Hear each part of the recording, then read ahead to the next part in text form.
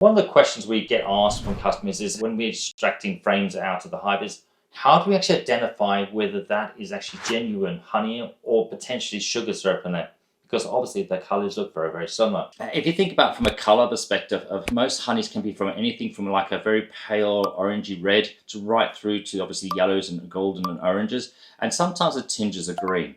But one color that you don't tend to see in a honey color is blue. So you don't ever see blue honey unless it's contaminated with something else. But the point is generally blue honey doesn't necessarily exist from a natural perspective. So what we're going to be adding is a blue tinge to this sugar syrup. Yes, you can use standard blue dyes, and I personally don't find there's any major concerns with that. What I'm doing today though is something slightly different, and I was referred to by a couple of people, is adding a natural dye. Now the dye is called Blue Butterfly Pea, which is effectively a tea. And what that tea is effectively the petals from the flowers. It obviously extracts the color and the flavors out of it. It's supposed to be very nutritious for you, but we are using it from the color perspective, and that goes in there. And this is what we've done today. In this case, Blue Butterfly Pea. It sometimes comes full blue, sometimes slightly purple, depends on that. And we just simply made a bit of tea, let that cool down. That was done last night. And we're going to pour this in as well.